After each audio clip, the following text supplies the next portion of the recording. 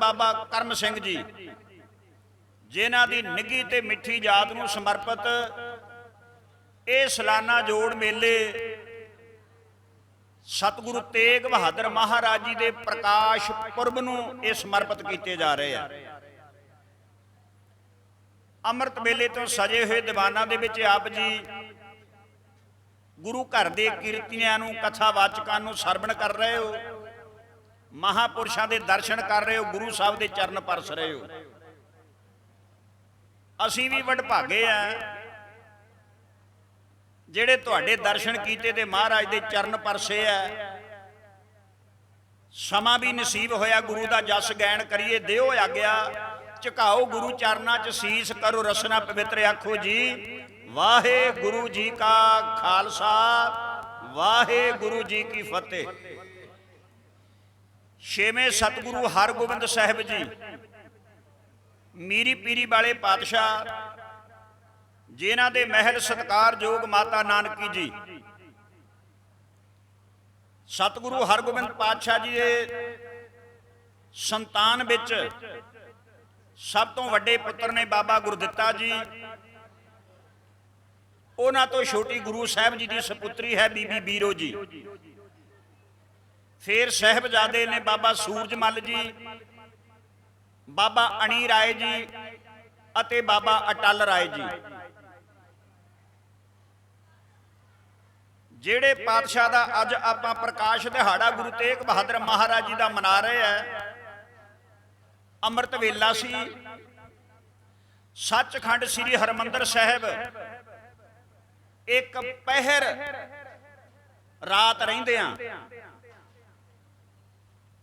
भाव 3 घंटे अजे सूरज चढ़न का समा है। एक पहर रात रहिंदियां जदों आशा जी की वार दे कीर्तन सचखंड श्री हरमंदर साहिब हो रहे ने अते गुरु के महल माता नानकी जी ने अमृत वेले एक बच्चे नूं जन्म दिता। जिहड़ा पख चल रहा सी बदी दा वैसाख दा महीना, पूर्णमाशी तो जिहड़ा 5वां दिन है उहनूं बदी दा पख कहने आ। गुरु प्यारो जदों चंद्रमा घटन लगदा उहनूं कहंदे बदी। मस्या तो बाद जदों वाधे वाले पासे नूं चंद्रमा चलदा उहनूं कहंदे सुद, सुदी। वैसाख दा महीना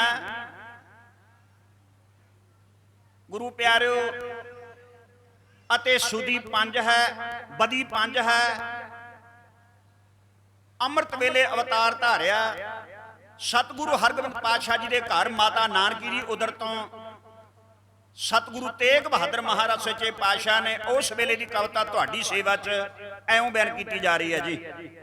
गुरु के महल अमृत सर जी, गुरु रामदास दा नियारा दर जी, गुरु रामदास दा नियारा दर जी।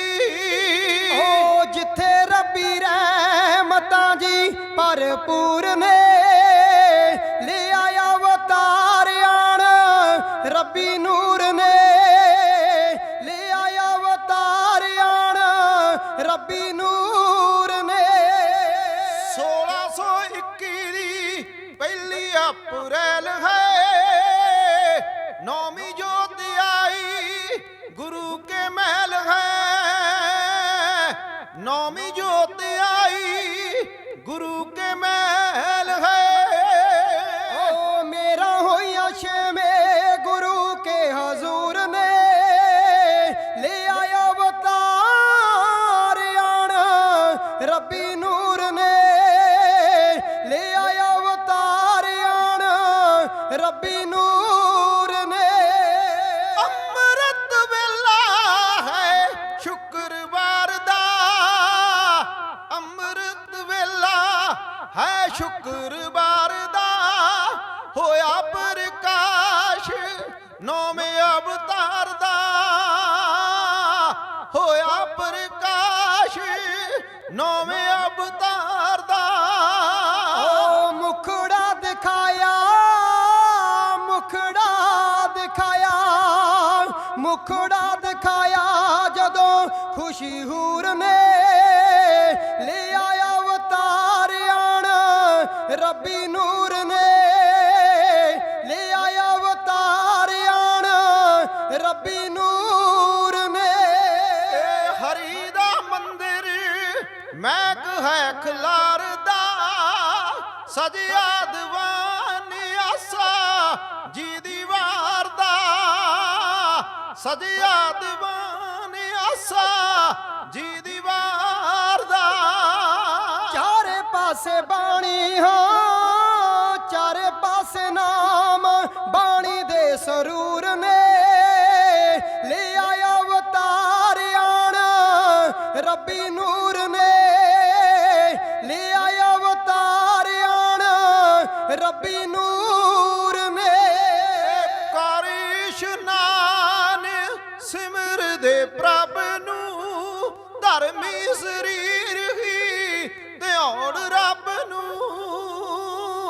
ਧਰਮੀ ਸਰੀਰ ਹੀ ਧਿਆਉਣ ਰੱਬ ਨੂੰ ਓ ਲਾਹਾ ਲੈਣ ਆਣ ਸੰਗਤਾਂ ਦੇ ਪੂਰ ਨੇ ਲੈ ਆਇਆ ਅਵਤਾਰ ਆਣ ਰੱਬੀ ਨੂਰ ਨੇ ਲੈ ਆਇਆ ਅਵਤਾਰ ਆਣ ਰੱਬੀ ਨੂਰ ਨੇ ਹਰੀ ਦੇ ਮੰਦਿਰ ਹਾਂ ਹਰੀ ਦੇ ਮੰਦਿਰ ਬੈਠੇ ਛੇਵੇਂ ਪੀਰ ਸੀ ਸੁਣ ਰਹੇ ਬਾਣੀ ਬਾਦਸ਼ਾਹ ਫਕੀਰ ਸੀ ਸੁਣ ਰਹੇ ਬਾਣੀ ਬਾਦਸ਼ਾਹ ਫਕੀਰ ਸੀ ਓ ਰੰਗੇ ਰਾਗ ਵਿੱਚ ਪਹੁੰਚੇ ਹੋਏ ਦੂਰ ਨੇ ਲੈ ਆਇਆ ਅਵਤਾਰ ਆਣ ਰੱਬੀ ਨੂਰ ਨੇ ਲੈ ਆਇਆ ਅਵਤਾਰ ਆਣ ਰੱਬੀ ਨੂਰ ਨੇ ਬਈ ਰੱਬੀ ਰੰਗ ਰੰਗਿਆ ਚੁਫੇਰਾ ਸਾਰਾ ਹੈ ਦਰ ਗੁਰਾਂ ਦੇ ਦਾ ਵੱਖਰਾ ਨਜ਼ਾਰਾ ਹੈ ਦਰ ਗੁਰਾਂ ਦੇ ਦਾ ਵੱਖਰਾ ਨਜ਼ਾਰਾ ਹੈ ਓ ਵਰਨ ਚੁਫੇਰੇ ਰਹਿਮਤਾਂ ਦੇ ਬੂਰ ਨੇ ਲੈ ਆਇਆ ਅਵਤਾਰ ਆਣ ਰੱਬੀ ਨੂਰ ਨੇ ਲੈ ਆਇਆ ਅਵਤਾਰ ਆਣ ਰੱਬੀ ਨੂਰ ਨੇ ਜੀ ਥੋੜਾ ਥੋੜਾ ਬਾਕੀ ਹੈ ਹਨੇਰਾ ਰਾਤ ਦਾ ਸ਼ਾਤ ਹੈ ਅਗਾਜ ਆਈ ਭਰ ਬਾਤ ਦਾ ਸ਼ਾਤ ਹੈ ਅਗਾਜ ਆਈ ਭਰ ਬਾਤ ਦਾ ਓ ਜਾਂਦੇ ਤਾਰੇ ਵੇਖ ਰਹੇ ਨੇ ਕੂਰ ਕੂਰ ਨੇ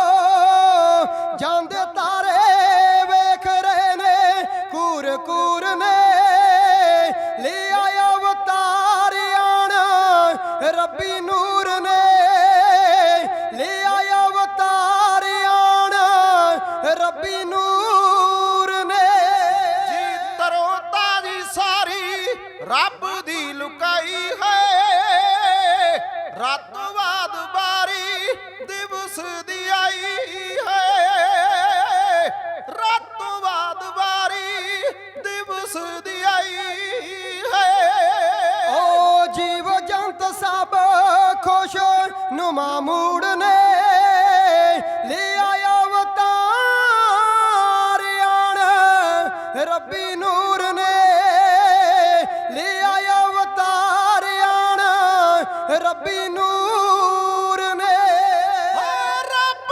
ਰੱਬ ਹੁੰਦੀ ਹਾਂ ਰੱਬ ਰੱਬ ਹੁੰਦੀ ਸੈਫ ਲਾਏ ਬਾਦ ਚ ਸ਼ਾਦ ਡੁੱਬੇ ਨਾਮ ਬਾਣੀ ਦੇਸ ਬਾਦ ਚ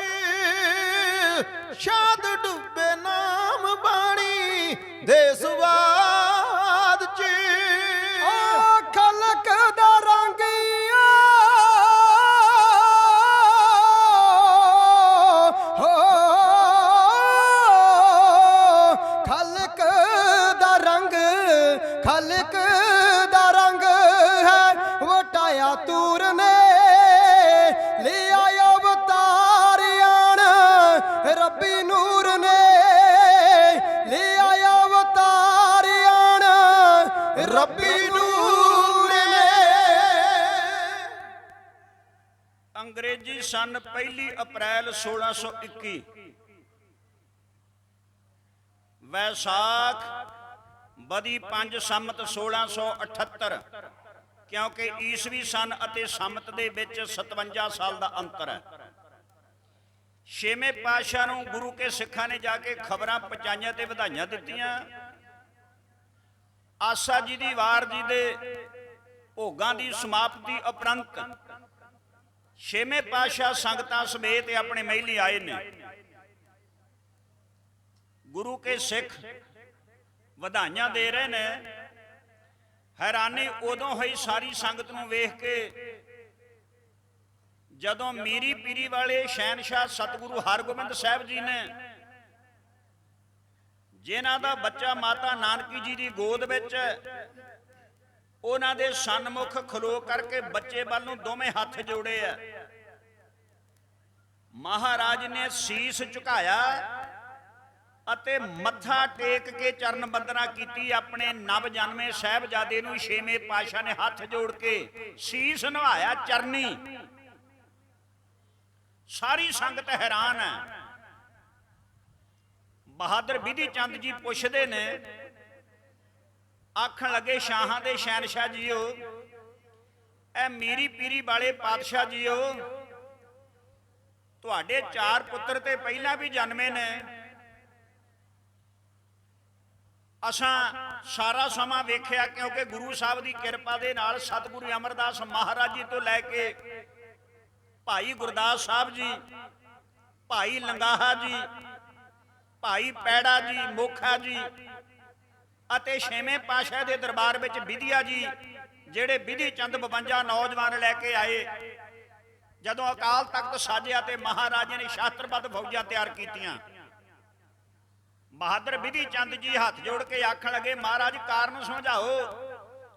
ਪਹਿਲੇ 4 ਸਾਹਿਬਜ਼ਾਦਿਆਂ ਨੂੰ ਏਦਾਂ ਚਰਨ ਬੰਦਨਾ ਆਪ ਜੀ ਨੇ ਨਹੀਂ ਕੀਤੀ, ਸੀਸ ਨਹੀਂ ਝੁਕਾਇਆ, ਚਰਨਾਂ ਤੇ ਨਮਸਕਾਰ ਨਹੀਂ ਕੀਤੀ। ਮਹਾਰਾਜ ਆਖਣ ਲੱਗੇ ਬਿਧੀ ਚੰਦ ਜੀ ਨੂੰ ਅਤੇ ਸਾਰੀ ਸੰਗਤ ਨੂੰ, ਕਹਿੰਦੇ ਗੁਰੂ ਪਿਆਰਿਓ, ਸਾਡੇ ਸਾਰੇ ਪੁੱਤਰ ਬਰਕਤਾਂ ਵਾਲੇ ਨੇ, ਬੜੇ ਚੰਗੇ ਨੇ। ਗੁਰੂ ਨਾਨਕ ਦੇ ਘਰ ਦਾ ਬੜਾ ਮਾਨ ਸਨਮਾਨ ਇਹ ਵਧਾਉਣ ਵਾਲੇ ਨੇ ਸਾਰੇ ਜਣੇ।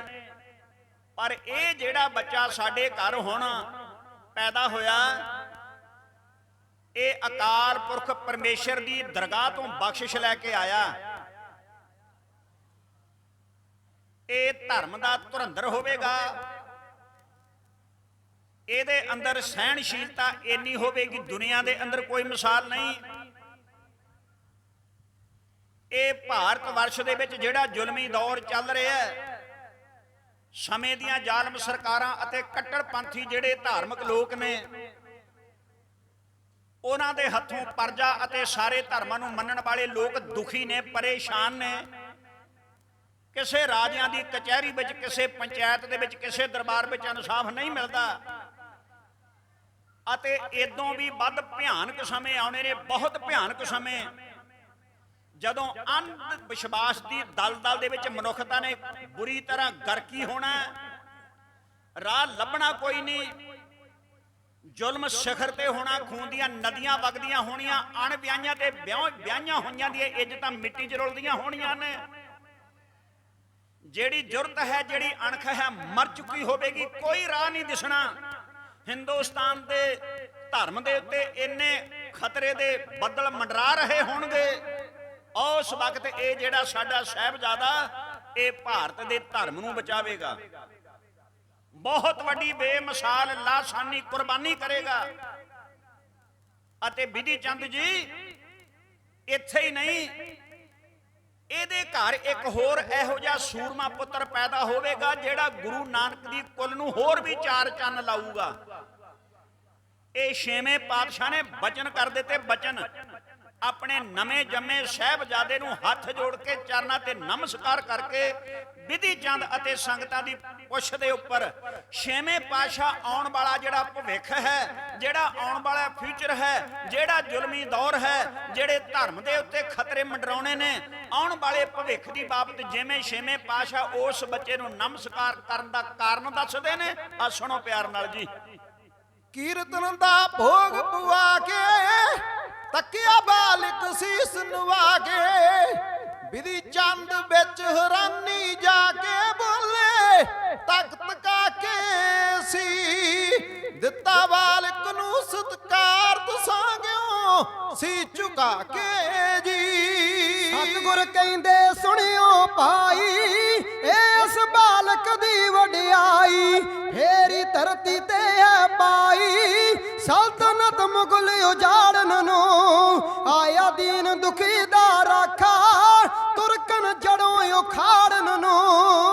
ਤੁਸੀਂ ਕੀ ਕੌਤਕ ਵਰਤਾਓ ਕਿਰਪਾ ਕਰਕੇ ਸਾਨੂੰ ਸਮਝਾਓ ਸਾਡੇ ਗੱਲ ਜਹਿਨ ਵਿੱਚ ਪਾਓ ਕਰ ਰਹਿਮਤ ਦੇ ਆ ਕੇ ਜੀ ਕਰ ਰਹਿਮਤ ਦੇ ਆ ਕੇ ਜੀ ਦਿੱਤਾ ਬਾਲਕ ਨੂੰ ਸਤਕਾਰ ਦਸਾਂਗਿਓ ਸੀਸ ਝੁਕਾ ਕੇ ਜੀ। ਓਏ ਕੋਈ ਆਮ ਜਿਹਾ ਨਹੀਂ ਬਾਲਕ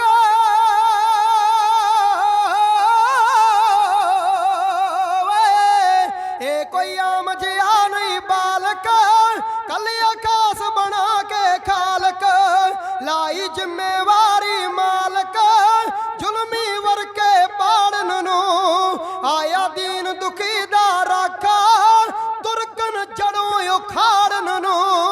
ਤੁਸੀਂ ਜੀ ਆਪੇ ਜਾਣਨ ਹਾਰੇ ਵਰਤਣੇ ਕੀ ਇੱਥੇ ਵਰਤਾਰੇ ਕੈਸੇ ਸਮੇਂ ਆਉਣਗੇ ਭਾਰੇ ਇਸ ਤੋਂ ਅੱਗੇ ਜਾ ਕੇ ਜੀ ਇਸ ਤੋਂ ਅੱਗੇ ਜਾ ਕੇ ਜੀ ਦਿੱਤਾ ਬਾਲਕ ਨੂੰ ਸਤਕਾਰ ਦਸਾਂਗਿਓ ਸੀ ਝੁਕਾ ਕੇ ਜੀ। ਉਹ ਕਟਣੀ ਆਪ ਬਾਦਸ਼ਾਹੀ ਦਿੱਲੀ ਉਹ ਕਰਨੀ ਕਲਾ ਤੁਰਕ ਦੀ ਢਿੱਲੀ ਟਿਕਣੀ ਨਹੀਂ ਹਕੂਮਤ ਬਿੱਲੀ ਆ ਗਿਆ ਸ਼ੇਰ ਦਹਾੜਨ ਨੂੰ ਆਇਆ ਦੀਨ ਦੁਖੀ ਦਾ ਰਾਖਾ ਤੁਰਕਨ ਜੜੋਂ ਉਖਾੜਨ ਨੂੰ। ਵੱਡੇ ਸਾਹਿਬਜ਼ਾਦੇ ਚਾਰੇ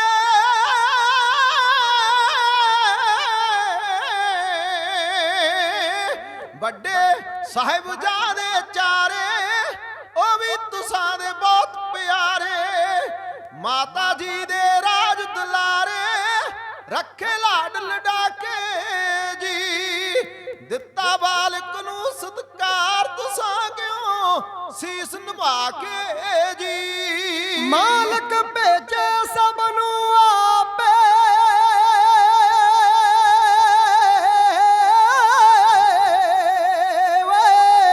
ਮਾਲਕ ਭੇਜੇ ਸਭ ਨੂੰ ਆਪੇ ਵੱਖਰਾ ਫਰਜ਼ ਵੀ ਸਭ ਦੇ ਥਾਪੇ ਧੀਆਂ ਪੁੱਤਰ ਜੀ ਮਾਪੇ ਆਉਂਦੇ ਜਨਮ ਸਵਾਰਨ ਨੂੰ ਆਇਆ ਦੀਨ ਦੁਖੀ ਦਾ ਰਾਖਾ ਤੁਰਕਨ ਜੜੋਂ ਉਖਾੜਨ ਨੂੰ।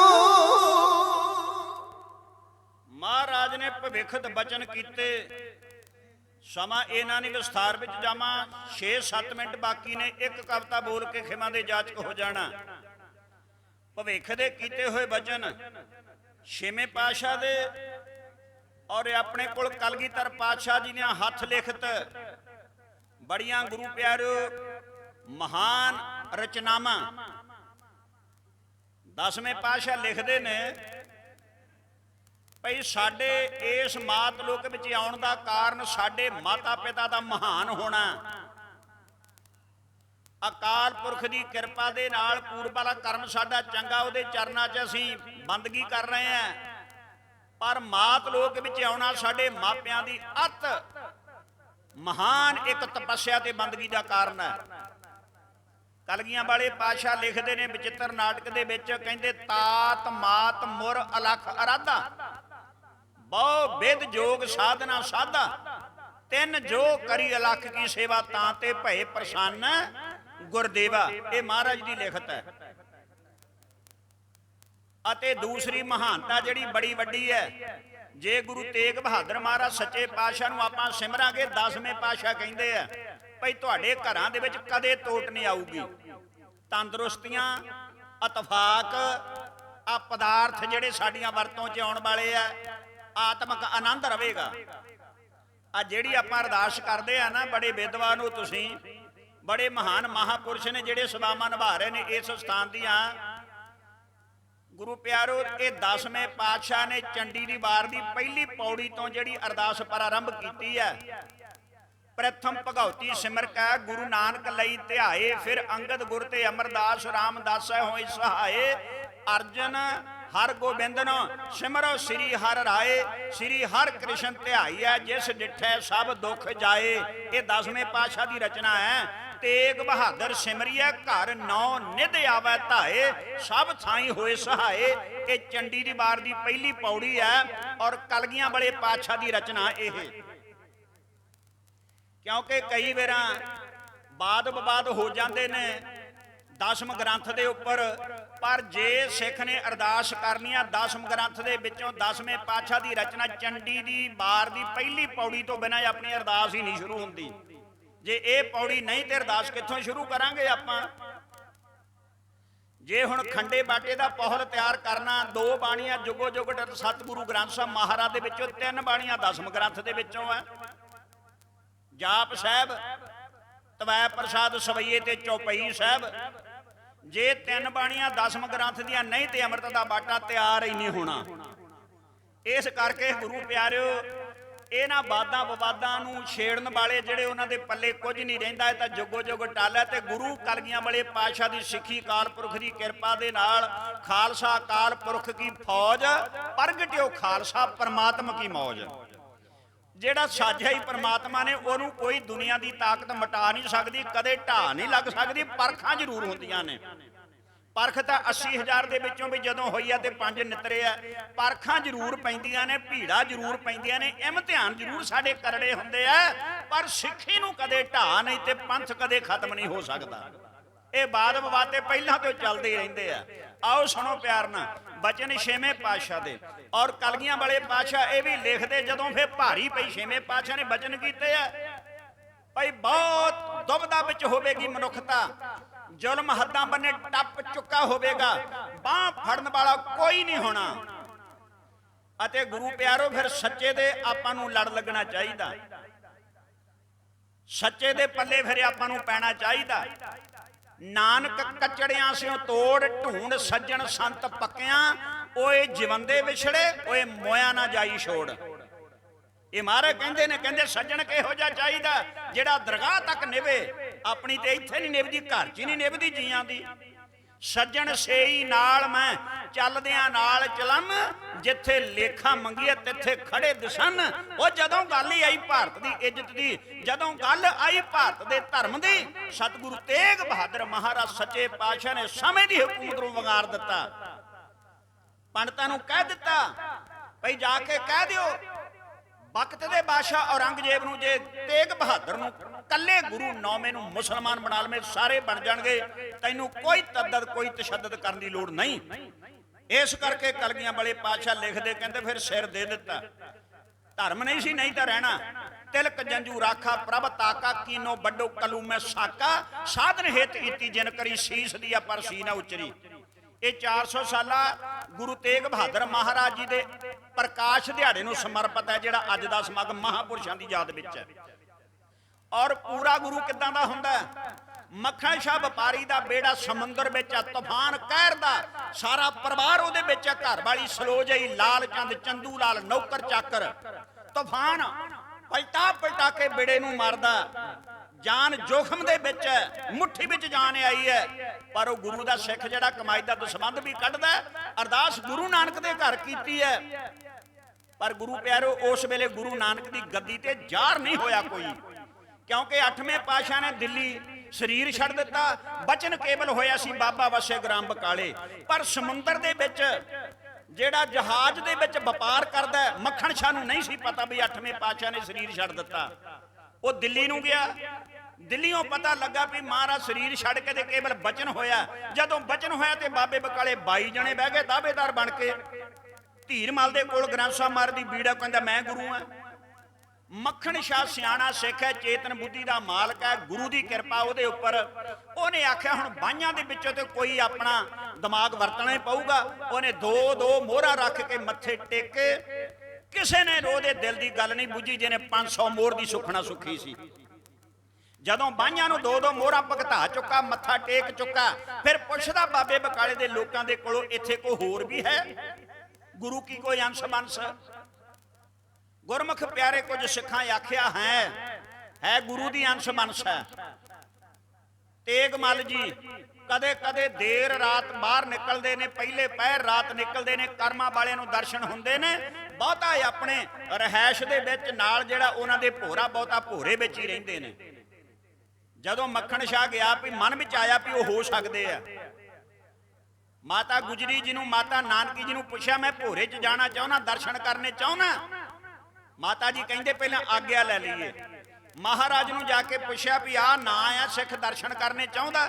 ਮਹਾਰਾਜ ਨੇ ਆਗਿਆ ਦੇ ਦਿੱਤੀ। ਤੇਗ ਬਹਾਦਰ ਸਾਹਿਬ ਜੀ ਨੇ ਮੱਖਣ ਸ਼ਾਹ ਭੋਰੇ 'ਚ ਗਿਆ, ਜਾ ਕੇ ਚਰਨਾਂ ਤੇ ਮੋਹਰਾਂ ਦੋ ਰੱਖ ਕੇ ਮੱਥਾ ਟੇਕਿਆ ਤੇ ਬਹਿ ਗਿਆ। ਪਹਿਲਾਂ ਤੇ ਉਹਨੂੰ ਥੋੜਾ ਅਨੁਭਵ ਹੋਇਆ, ਜਦੋਂ ਭੋਰੇ ਵਿੱਚ ਪ੍ਰਕਾਸ਼ ਹੈ, ਚਿਹਰੇ ਤੇ ਨਜ਼ਰ ਨਹੀਂ ਟਿਕਦੀ, ਤਾਬ ਝੱਲੀ ਨਹੀਂ ਜਾਂਦੀ ਨੇਤਰਾਂ ਦੇ ਜਲਾਲ ਦੀ। ਪਹਿਲਾਂ ਤਾਂ ਉਹਦੇ ਮਨ ਵਿੱਚ ਉਦੋਂ ਹੀ ਸਾਸ ਜਿਹਾ ਹੋਣ ਲੱਗ ਪਿਆ, ਪਰ ਰੱਖੀਆਂ ਉਹਨੇ ਮੋਹਰਾਂ ਦੋ ਹੀ ਆ।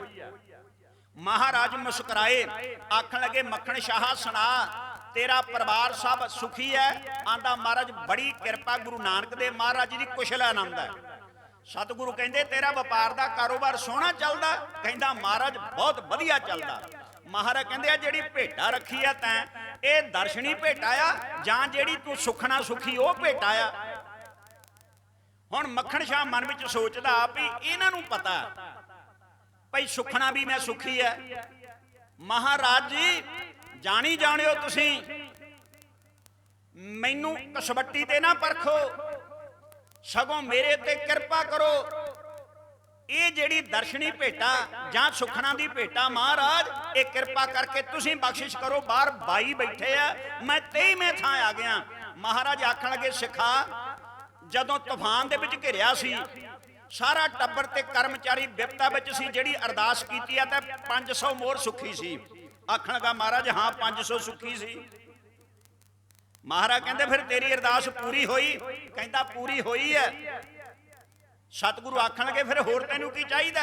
ਕਹਿੰਦਾ ਮਹਾਰਾਜ ਇੱਕ ਮੈਂ ਪ੍ਰਤੱਖ ਵੇਖਿਆ, ਕਿ ਮੈਂ ਜਲਵਾ ਵੇਖਿਆ ਸੀ। ਉਦੋਂ ਜਲਵਾ ਜਦੋਂ ਤੂਫਾਨ ਸ਼ਾਂਤ ਹੋਇਆ, ਜਦ ਸਮੁੰਦਰ ਦਾ ਪਾਣੀ ਥੋੜਾ ਟਿਕਾ ਵਿੱਚ ਆਇਆ, ਮੈਂ ਆਪਣੇ ਬੇੜੇ ਦੇ ਕੰਢੇ ਤੇ ਪਾਣੀਆਂ ਦਾ ਰੰਗ ਲਾਲ ਹੋਇਆ ਵੇਖਿਆ ਸੀ।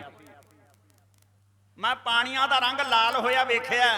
ਮਹਾਰਾਜ ਕਹਿੰਦੇ ਅੱਛਾ ਹੋਇਆ ਹੋਣਾ? ਕਹਿੰਦੇ ਨਹੀਂ ਮਹਾਰਾਜ, ਜਦੋਂ ਬੇੜਾ ਬੰਨੇ ਲੱਗਾ ਤੇ ਉਹ ਕਾਰਨ ਜਾਪਿਆ।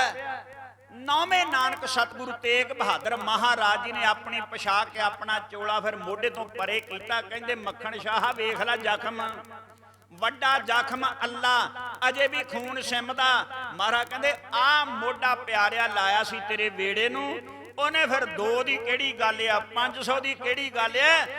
ਉਹਨੇ ਸੋਨੇ ਦੀਆਂ ਮੋਹਰਾਂ, ਚਾਂਦੀ ਦੇ ਰੁਪਈਏ, ਹੀਰੇ ਜਵਾਹਰਾਤ ਕਮਾਈ ਸਾਰੀ ਗੁਰੂ ਚਰਨਾਂ ਤੇ ਢੇਰੀ ਕਰ ਦਿੱਤੀ। ਕੋਠਿਆਂ ਤੇ ਚੜ ਗਿਆ ਸਾਚਾ ਗੁਰੂ ਲਾਧੋ ਰੇ, ਸਾਚਾ ਗੁਰੂ ਲਾਧੋ ਰੇ। ਮਤ ਵਿਚਾਰ ਰਹੇ ਵੀ ਮੱਖਣ ਸ਼ਾਹ ਨੇ ਗੁਰੂ ਨੂੰ ਪ੍ਰਗਟ ਕੀਤਾ। ਮੱਖਣ ਸ਼ਾਹ ਸਬੱਬ ਬਣਿਆ, ਇੱਕ ਜਰੀਆ ਬਣਿਆ।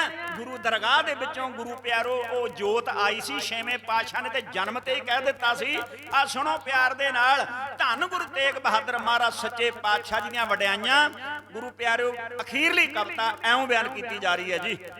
ਘਰ ਮਾਤਾ ਨਾਨਕੀ ਦੇ ਹੈ ਸੀ ਭਾਗ ਆਣ ਕੇ ਲਾਇਆ, ਦੁੱਖ ਖੰਡੂ ਦੁਖੀਆਂ ਦੇ 6ਵੇਂ ਗੁਰ ਨੇ ਆਖ ਸੁਣਾਇਆ। ਉਹ ਤੱਕ ਨੂਰੀ ਚਿਹਰੇ ਤੋਂ ਆਪਾ ਵਾਰੇ ਸਦਕੇ ਜਾਈਏ, ਗੁਰੂ ਤੇਗ ਬਹਾਦਰ ਦਾ ਰਲ ਕੇ ਪੁਰਬ ਮਨਾਈਏ।